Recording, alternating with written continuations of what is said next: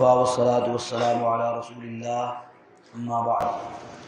عن عائشة رضي الله تعالى عنها قالت كان رسول الله صلى الله عليه وسلم يغتسل من أربع.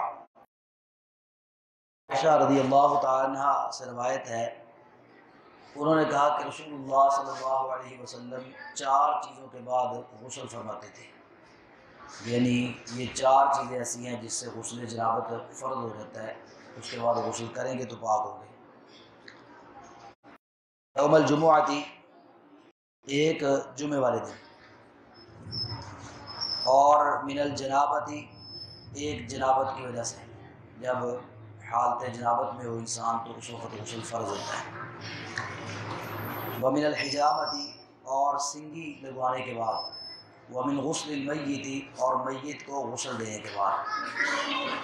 اس حدیث میں 4 چیزوں کا تذکرہ کیا مجھے عائشہ رضی اللہ عنہ نے، اس کے بعد اللہ کے رسول غسل فرماتے تھے. جو من الجنابہ، جنابت کے بعد تو غسل فرض ہے، اگر غسل نہیں کرتا انسان تو ہوتا. جنابت کے بارے میں کل بھی میں نے بتایا تھا، عرض کیا تھا کہ جنابت کس کو کہتے ہیں.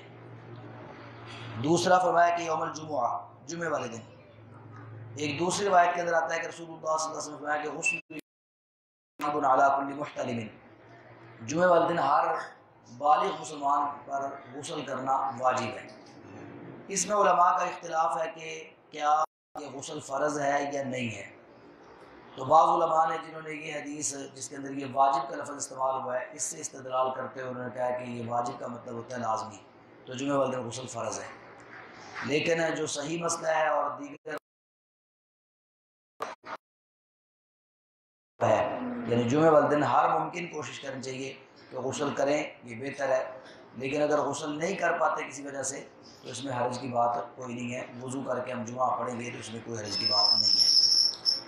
تیسرے نمبر پہ فرمایا کہ ومن الحجامت، حجامہ کہتے ہیں سنگی کو، سنگی لگوانا. یہ پنجابی میں اس کو پچھنے بھی کہتے ہیں. پرانے لوگ بزرگ دیہاتوں کے رہنے والے وہ جانتے ہیں کہ حجام جو ہوتے تھے ان سے لوگ پچھنے لگواتے تھے جسم کے کسی حصے پر. وہ سمجھتے ہیں، جانتے ہوتے ہیں، وہ جو ماہر ہوتے ہیں، جہاں پر خون کا جوش زیادہ ہوتا تھا تو وہاں پر وہ اس طرح کے ساتھ کٹ لگاتے تھے جس کو پچھنے کہتے ہیں. اور یہ حجامہ آج جدید شکل اس کی جو موجود ہے حجامے کی، وہ کپ لگائے جاتے ہیں کٹ لگا کر. تو یہ رسول اللہ صلی اللہ علیہ وسلم کی سنت بھی ہے، آپ نے حجامہ خود بھی لگوایا ہے. اور رسول اللہ صلی اللہ علیہ وسلم نے کہ بہترین علاج، یہ جو تم دوائیاں لیتے ہو، جو علاج کرتے ہو، ان سب علاجوں میں سے سب سے بہترین علاج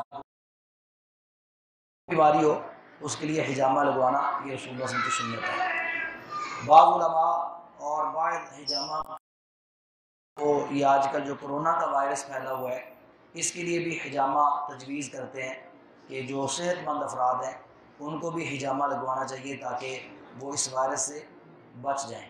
کیونکہ سنت کے مطابق جب حجامہ لگوایا جاتا ہے تو جتنے بھی وائرس وغیرہ ہو یا اور اس طرح کی چیزیں ان سے انسان محفوظ ہو جاتا ہے.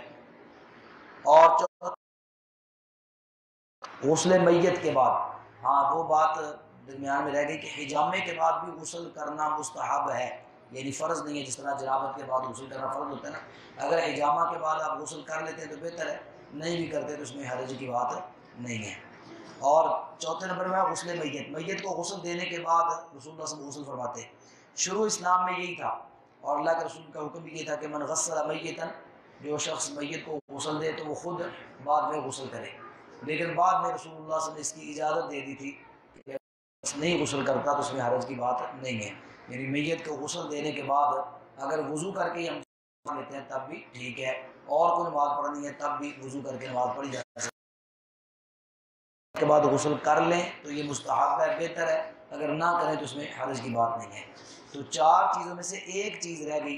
3 چیزوں کے بارے میں یہ ہے کہ یہ بہتر ہے اگر غسل کر لیں، نہ کریں تو حرج نہیں ہے. لیکن ایک چیز جو جنابت ہے، جنابت سے انسان اس وقت تک ہی پاک نہیں ہو سکتا جب تک غسل نہ کر لے. اور غسل بھی سنت کے مطابق جو غسل کا طریقہ ہے وہ غسل کرے گا تو پاک ہوگا. اللہ تعالیٰ ہمیں سمجھنے کی اور عمل کی توفیق عطا فرمائے. آمین.